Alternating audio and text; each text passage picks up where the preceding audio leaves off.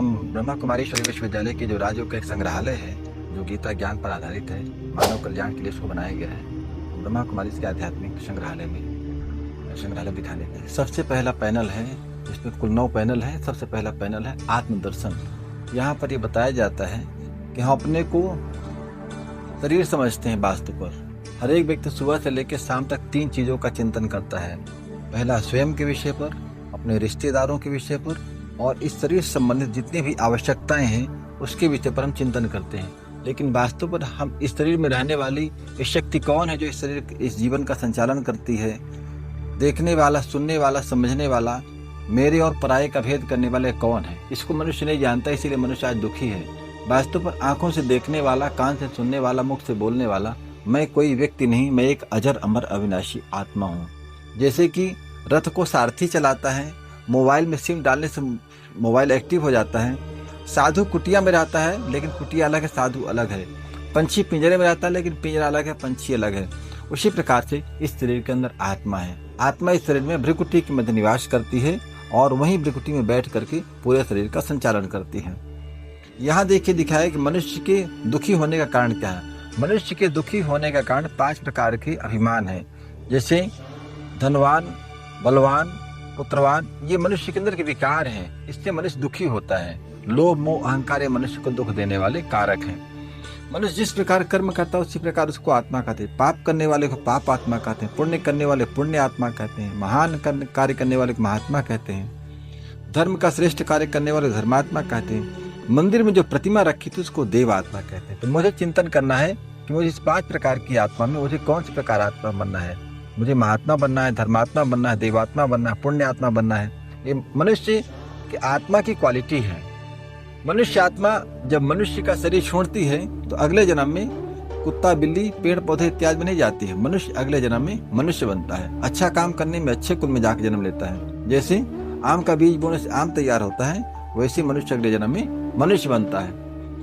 मनुष्य ये नहीं जानता है कि हमारा असली घर कहाँ है, हम कहाँ से आए हैं, मुझे कहाँ जाना है। हम सबका असली घर है सूर्य, चांद, तारागणों के उस पार, जिसको ब्रह्मलोक, शांति धाम, परम धाम कहते हैं। हम आत्माएं वहीं से आई हैं इस पृथ्वी लोक में, और श्रेष्ठ कर्म करके हमको फिर से वापस अपने घर ब्रह्मलोक शांति धाम लौट करके जाना है। यह है पैनल नंबर 2। यहाँ देखिए परमात्मा के विषय पर चर्चा की गई है कि परमात्मा कौन है। परमात्मा के लिए कहते हैं कौड़ी से हीरा बनाने वाला है, नर से नारायण बनाने वाला है, अंधों की लाठी है, जीवन नैया का खिवैया है। यहाँ दिखाते हैं जैसे राम जी ने भी अपने आराध्य को रामेश्वरम कहा है।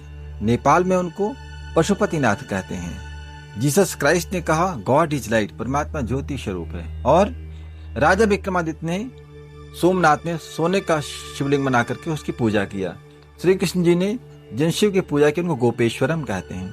गुरु नानक जी ने परमात्मा को आराधना करते हुए कहा परमात्मा एक ओंकार निराकार। और मुसलमान भाइयों ने परमात्मा को कहा परमात्मा एक ज्योति बिंदु है, जिसको कहते खुदा एक नूर है। गौतम बुद्ध ने बट वृक्ष के नीचे बैठ करके परमात्मा का ध्यान किया और बौद्ध धर्म की स्थापना किया। परमात्मा के लिए कहते हैं सबका मालिक एक। अंग्रेजी में उनको बोलते God. G for generator, O for operator, D for destroyer. परमात्मा ब्रह्मा के द्वारा सत्य धर्म की स्थापना कराते हैं, विष्णु के द्वारा पालना होती है, शंकर के द्वारा पुरानी दुनिया का विनाश होता है। परमात्मा के लिए कहते हैं ब्रह्मा देवता नमः, विष्णु देवता नमः, शंकर देवता नमः, शिव परमात्मा नमः। परमात्मा शिव सभी का आराध्य, इसलिए कहते हैं गुरु ब्रह्मा गुरु विष्णु गुरु देवो महेश्वरा, गुरु साक्षात पार ब्रह्म तस्मै श्री गुरुवे नमः। अर्थात देवों के देव महादेव है। यह इशारा किया गया है कि महाकालेश्वर, जो महाकालेश्वर है उसको परमात्मा शिव ही कहते। काल के भय से मुक्त करने वाले महाकाल शिव हैं।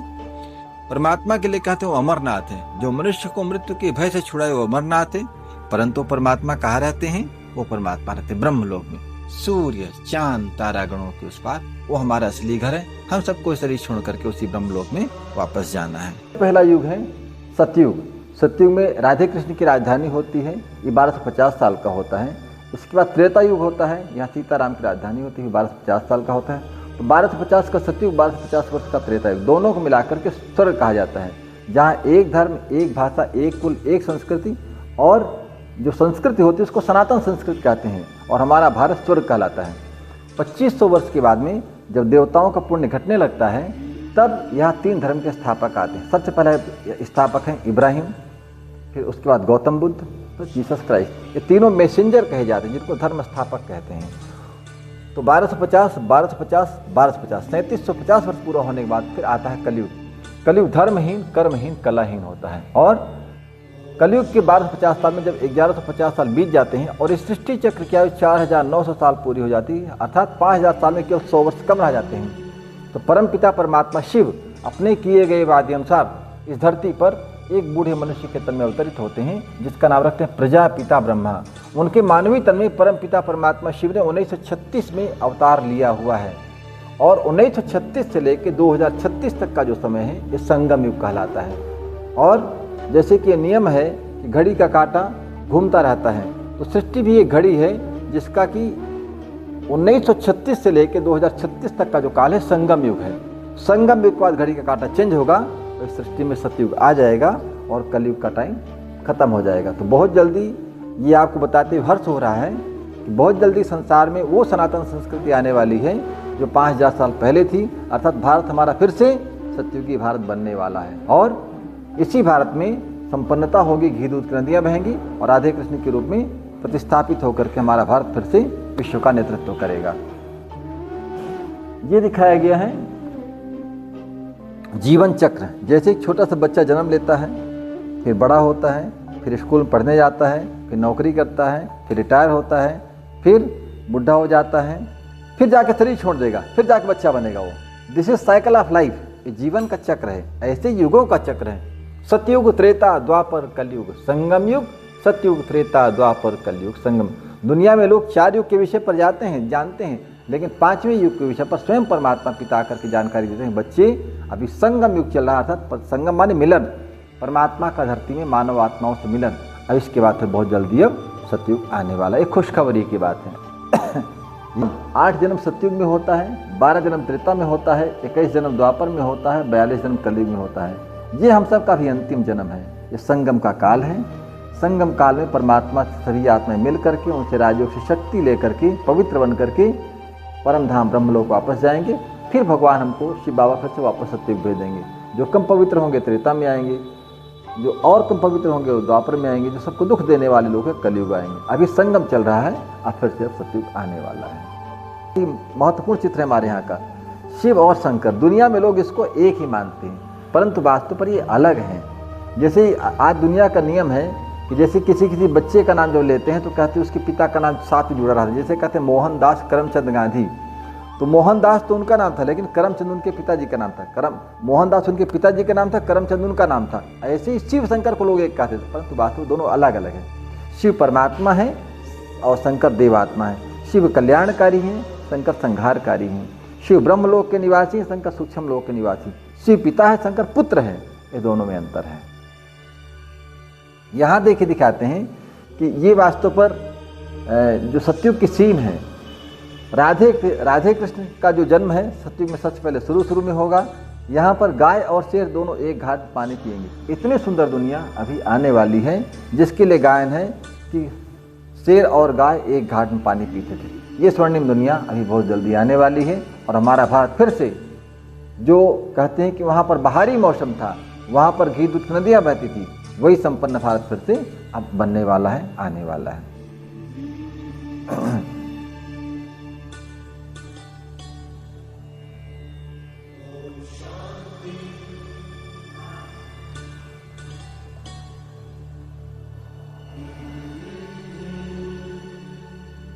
राधे कृष्ण की आयु 25 बार बालिग हो जाते हैं, बड़े हो जाते हैं, तो उनका फिर स्वयंवर होता है और स्वयंवर के बाद में उनके माता पिता उनको राज तिलक देकर गद्दी बैठाते हैं। तो ये वास्तव में सतयुगी राज दरबार है, जिसके लिए गायन है कि दैहिक दैविक भौतिक तापा राम राज्य का हो नहीं व्यापा। इतनी सुंदर दुनिया जो सतयुग की थी वही भारत फिर से हमारा बनने वाला था, बनने वाला है। जो 5000 साल पहले था वही भारत फिर से अभी सतयुगी भारत बनेगा। नर ऐसी करनी करे कि नारायण बने, नारी ऐसी करनी करे श्री लक्ष्मी बने। वही स्वर्णिम दुनिया जो 5000 साल पहले थी वही भारत अब फिर से बनेगा। यहाँ देखिए दिखाते हैं, हमारे यहाँ एक देशभक्ति का गीत बजता है, जहाँ डाल डाल में सोने की चिड़िया करती है बसेरा, वो भारत देश है मेरा। जो भारत देश हमारा 5000 साल पहले था, वही भारत फिर से ऐसा बनने वाला है। वहाँ चलने के लिए यहाँ 7 दिन का कोर्स होता है। कोर्स करने के बाद में हर एक व्यक्ति उस सतयुग की दुनिया में जाने का पात्र बन जाता है। एक खास बात ये बतानी थी कि सतयुग में किसी व्यक्ति के पास में स्कूटर, मोटरसाइकिल, साइकिल या किसी प्रकार के साधन नहीं होंगे। सतयुग में हर एक व्यक्ति के पास पुष्पक विमान होते हैं जो सोलर एनर्जी चलते हैं। वही सतयुग बहुत जल्दी इस धरती पर आने वाला है। सतयुग में ये जो विद्या पढ़ाई जाती है, वहाँ पर किसी व्यक्ति को हिंदी, अंग्रेजी, संस्कृत या इस प्रकार की कोई विद्या नहीं पढ़ाई जाती है। सतयुग में सभी को वहाँ पर सबको केवल रासलीला होती है, खेल खेल में सारी पढ़ाई होती है। वहाँ पर सब कोई सुखी संपन्न होते हैं और कोई अलग प्रकार की मोटी मोटी किताबें या ऐसी कोई विद्या नहीं पढ़ाई जाती जिससे कि आदमी को तनाव हो, टेंशन हो। ये सब चीज़ वहाँ पर नहीं होता है। ये देखिए दिखाते हैं कल्प वृक्ष। कहते हैं कल्प वृक्ष के नीचे बैठने से मनुष्य की मनोकामना पूर्ण। ये बहुत ही वंडरफुल चित्र है। यहाँ देखिए दिखाते हैं कल्प वृक्ष के नीचे बैठने से मनुष्य कैसे मनोकामना पूर्ण हो जाती है। इस कल्प वृक्ष का बीज स्वयं परमपिता परमात्मा शिव है। परमात्मा शिव के लिए कहते हैं, परमात्मा को जो खुश कर लेता है उसकी सबकी सारी मनोकामना परमात्मा पूरी कर देते हैं। तो इस वृक्ष का जो तना है, सतयुग और त्रेता इसका तना है। इसको एक तना के रूप में दिखाते हैं क्योंकि यहाँ के एक धर्म, एक भाषा, एक कुल, एक संस्कृति होती है। द्वापर में यहाँ 4 धर्म और निकलते हैं। पहले यहाँ इब्राहिम, फिर आपके गौतम बुद्ध बौद्ध धर्म, इधर आपका क्राइस्ट क्रिश्चियन धर्म और चौथा संन्यास धर्म। 4 शाखाएँ निकलती हैं द्वापर काल में। इसलिए इसको दिखाते हैं कि द्वापर काल में 4 शाखा निकल आती हैं। इसके बाद कलयुग में बहुत सारी शाखाएँ प्रशाखाएँ निकल आती हैं और ये वृक्ष जर्जरीभूत हो जाता है। जब इस वृक्ष की आज 4900 साल पूरी हो जाती है, तब परमात्मा अपने किए गए वादे अनुसार एक बूढ़े मनुष्य के तन में अवतरित होकर के जो सतयुग वाली आत्मा है वो कलयुग में आकर के जर्जरीभूत होकर दुखी अशांत हो जाती हैं।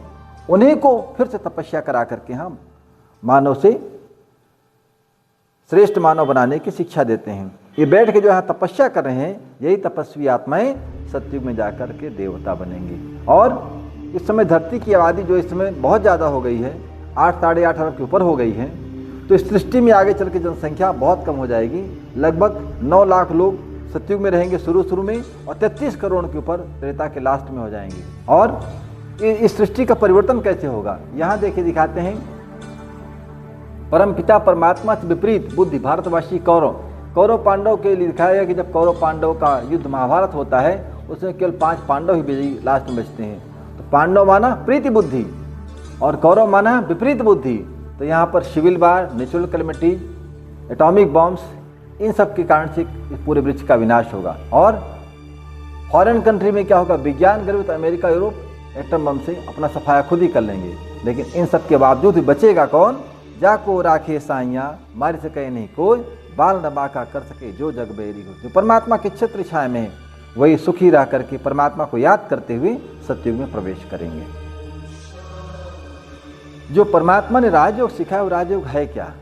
परमात्मा ने आकर के हम लोगों को परम धाम से राजयोग सिखाया है। वो राजयोग, जैसे आज व्यक्ति योग करता तो है, लेकिन योग करने में या तो कोई गुरु का सहारा लेता है या कोई देवता की उपासना करता है। जैसे एक व्यक्ति यहाँ पर आसन लगा रहा है, दूसरा व्यक्ति संगीत के माध्यम से ध्यान लगा रहा है, तीसरा व्यक्ति टांग पर टांग चढ़ा करके ध्यान कर रहा है, कोई आसन लगाया हुआ है, ये व्यक्ति हठ योग कर रहा है। इतनी सारी प्रक्रिया होने के बाद भी जीवन में लोगों का शांति सुख आनंद नहीं है। उसका वजह यह है, ये इस व्यक्ति का योग अपूर्ण है। अपूर्ण योग कब होगा? पूर्ण योग तब होगा जो अपने को आत्मा समझ करके, आत्मा के निज स्वरूप को समझ करके परमात्मा को ब्रह्मलोक में याद करेंगे।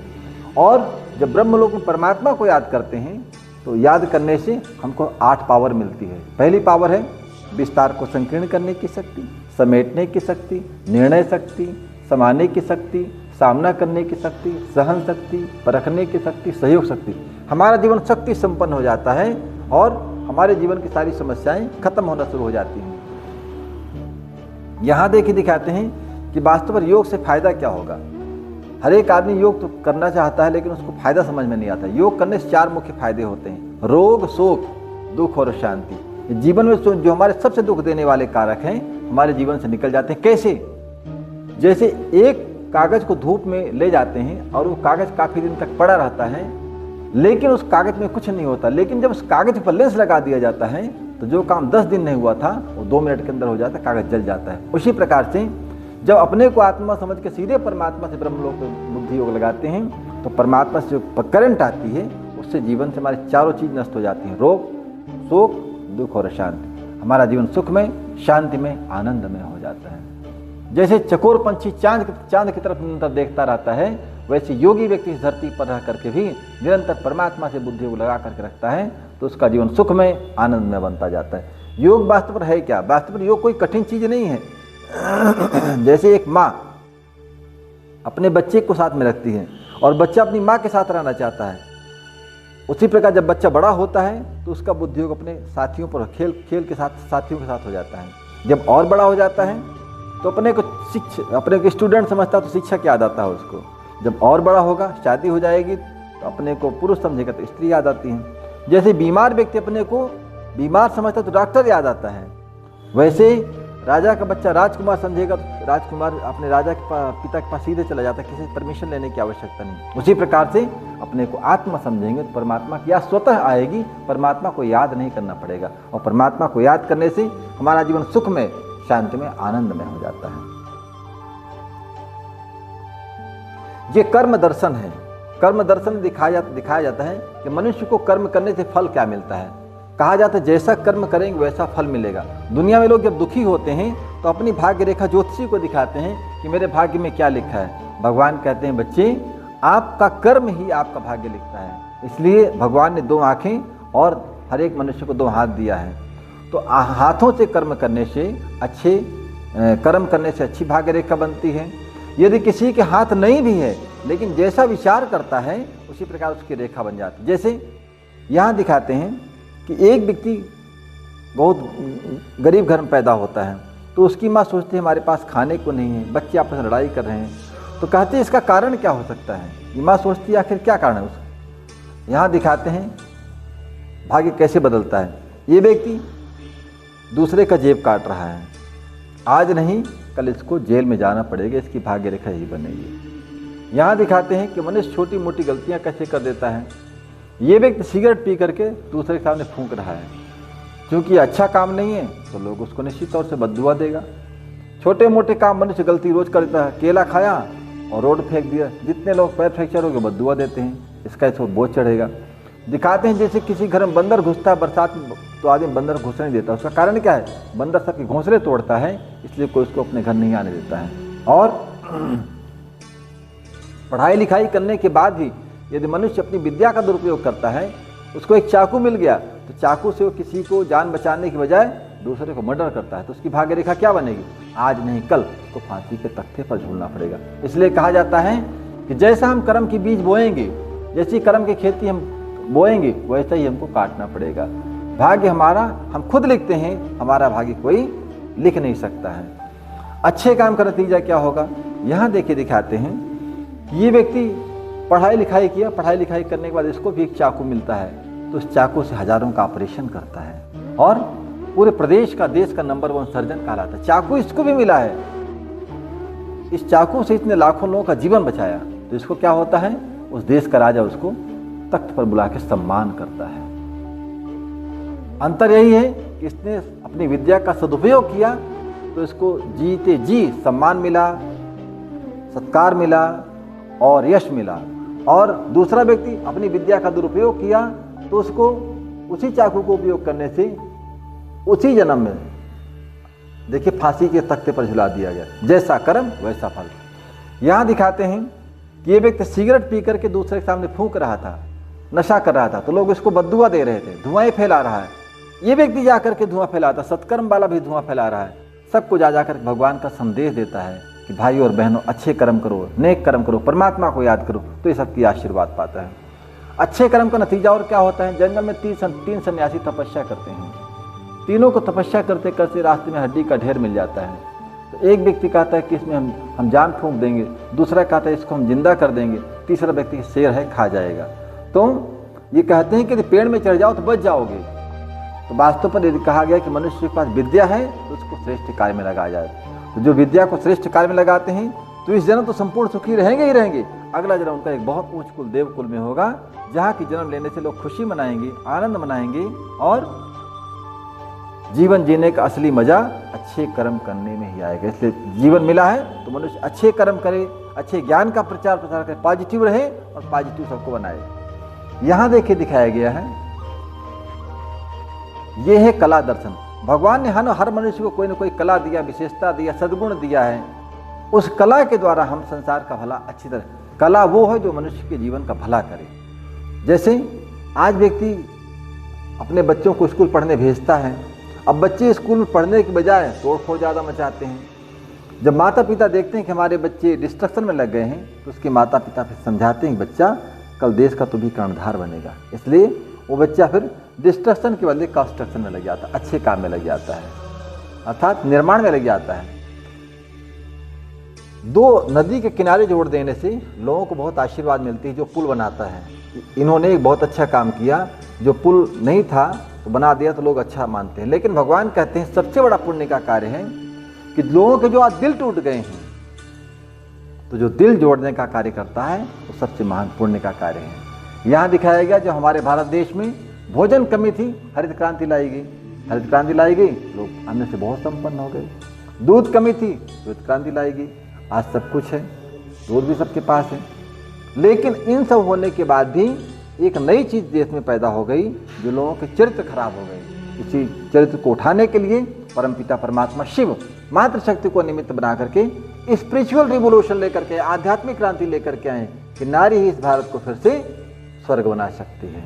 मीडिया के 3 साधन हैं, पहला दूरदर्शन, अखबार, मोबाइल।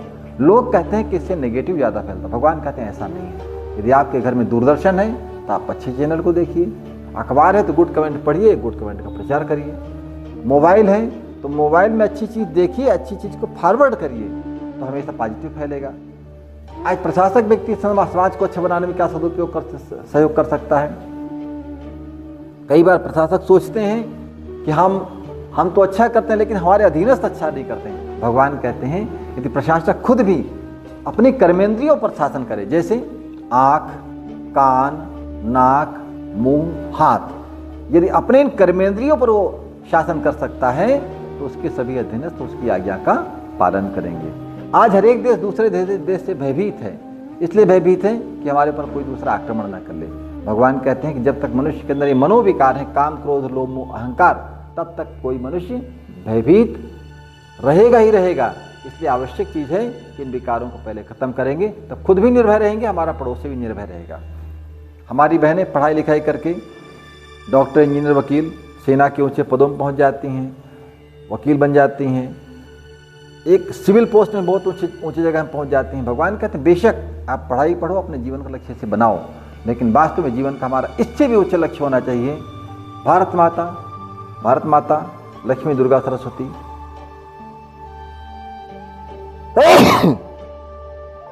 हमारे जीवन का लक्ष्य वास्तव पर ये तीन और ये भारत माता होना चाहिए। यदि हम ऐसा लक्ष्य बनाएंगे तो हमारा भारत फिर से विश्व गुरु बनेगा। आज बीमारियां क्यों बढ़ रही हैं? बीमारियां इसलिए बढ़ रही हैं कि हर व्यक्ति केवल दवाई पर केंद्रित है। वास्तव पर दवा के साथ दुआ भी चाहिए। यदि हमारे चिकित्सक गण जो उनके मरीज हैं और मरीजों को परमात्मा की याद करना भी सिखाएं, ध्यान करना भी सिखाएं, तो एक डॉक्टर लाखों लोगों को ठीक कर सकता है, क्योंकि हर जगह दवा नहीं, दुआ से भी काम होता है। आध्यात्मिक ज्ञान यदि पूरे देश में, पूरे विश्व में दिया जाए, सच्चा ज्ञान, तो हमारा भारत फिर से सोने की चिड़िया वाला देश बन जाएगा, सारे विश्व का नेतृत्व करेगा। सोने की चिड़िया का देश था, सारे विश्व का नेतृत्व करता था, सर्वगुण संपन्न 16 कला संपूर्ण यहाँ श्री कृष्ण होते थे और घी दूध की नदी बहती थी। तब यहाँ पर किसी चीज़ की कमी नहीं थी। धीरे धीरे जब सतयुग की दुनिया खत्म हुई, सतयुग की दुनिया खत्म होने के बाद में इस संसार में अच्छे लोगों को अच्छा सम्मान दिया गया। जैसे यहाँ देखिए दिखाते हैं हमारे विंध्य में महाराजा Birbal, Mahatma Gandhi, mother Teresa, gamma पहलवान, तानसेन, ये हमारे विंध्य का लाडला सफ़ेद शेर हैं। अच्छे काम करने वालों को हमारे देश में सम्मान दिया गया और लोगों के अंदर गिरावट ना आने पाए, इसलिए 4 धर्म बनाए गए। कहते कि हिंदू, मुस्लिम, सिख, ईसाई आपस में सब भाई भाई। लोग कम से कम धर्म को मान करके आपस में एकता से रहें, प्यार से रहें। लेकिन कालांतर में क्या हुआ, धर्म के नाम पे एक नया धर्म शुरू हो गया जिसको कहते हैं अधर्म। यह है आतंकवाद। लोगों ने एक दूसरे की दुख देने की नीयत बना लिया कि हमको तो केवल लोगों को दुख देना है। और इस संसार की हालत क्या हुई, ये पूरी पृथ्वी वर्तमान समय कहाँ पहुँच गई है, ये विनाश रूपी मगरमच्छ दुनिया को निगलने के लिए तैयार है। उसका कारण क्या है, पहला मिसाइल, जनसंख्या में विस्फोट, संबंधों में टकराहट, ये व्यसन है, ये फैशन है, और बीमारियां। इन सब को मिला के दुनिया की हालत ऐसी हो चुकी है कि दुनिया अब विनाश के मुख में पहुंचने वाली है। ऐसी स्थिति में हम क्या करें, जब इस दुनिया में लगता है कि कल तीसरा विश्व युद्ध या दुनिया चली जाएगी, विनाश हो जाएगी, तो हमारा क्या फर्ज होता है। इसका उत्तर देखिए, इस चित्र में दिखाया गया है कि जब आज हर एक व्यक्ति क्या है कि मनी माइंडेड हो गया है, उसको केवल पैसा चाहिए, पैसा किस प्रकार से आए वो नहीं जानता है। एक व्यक्ति ने दिखाते हैं कई मंजिल की हवेली बना लिया, हवेली बनाते समय उसने अपने परिवार का ख्याल नहीं रखा, अपने बच्चों का ख्याल नहीं रखा, अपने पत्नी का ख्याल नहीं रखा, इसीलिए पैसे से तो बहुत बड़ी बिल्डिंग बना लिया, लेकिन सुख शांति उसके घर से निकल गया, सुख शांति की चिड़िया उड़ गई। और एक दिन दिखाया गया कि जब ये व्यक्ति भोजन की थाली पर बैठता है तो पत्नी से अनबन हो जाती है और ये अपने भोजन की थाली छोड़ के अपने बच्चों से बात करना चाहता है, लेकिन बच्चे आपस में लड़ाई कर रहे हैं क्योंकि उसने कहीं परिवार को समय नहीं दिया। और अपने हवेली को छोड़ के बाहर आता तो इसका एक मित्र मिल जाता है जो कि राजनेता होता है। तो ये व्यक्ति कहता, पेशे वाला धनी व्यक्ति कहता है मुझे आप शांति दो, तो ये कहता शांति मेरे पास नहीं, मैं बहुत अशांत हूँ। तब ये दोनों कहते हैं कि आप कहाँ चलें, तब ये मंदिर मस्जिद गुरुद्वारे में आते हैं, परंतु इनको यहाँ भी शांति नहीं मिलती है। पुजारी जी कहते हैं मेरी तबीयत ठीक नहीं है, तब ये 1 2 3 ये तीनों फिर आते हैं डॉक्टर साहब के पास। डॉक्टर साहब कहते हैं कि मैं शरीर की बीमारी ठीक करता हूँ, मैं मन की बीमारी ठीक नहीं करता हूँ, शांति मेरे पास नहीं है। शांति, सुख, आनंद, अविनाशी चीज़ की प्राप्ति ब्रह्मा कुमारी ईश्वरी विश्वविद्यालय में दीदी के पास प्राप्त होगी। आइए हम सब लोग वहीं पर चलते हैं। तब ये फिर 5 लोग ब्रह्मा कुमारी ईश्वरी विश्वविद्यालय में आते हैं और दीदी ने फिर समझाया कि शांति के सागर, सुख के सागर, आनंद के सागर परमपिता शिव परमात्मा है। एक परमात्मा को याद करो, परमात्मा से बुद्धि योग लगाओ तो आपका जीवन सुख में, शांति में, आनंद में हो जाएगा। इस जन्म में आप संपूर्ण सुखी रहोगे और अगला जन्म आपका सतयुग में होगा। और जो सतयुग में जन्म लेगा वो सतयुग, त्रेता, द्वापर, कलयुग 4 युग तक सुखी रहेगा। केवल 1 घंटे का समय कोई 7 दिन तक दे देगा तो 7 दिन का कोर्स करके अपने जीवन को, अपने परिवार के जीवन को, अपने मित्र संबंधियों को, पूरे समाज को, देश को सुख में बना सकता है। केवल 1 घंटे का समय 7 दिन देना है। ओम शांति।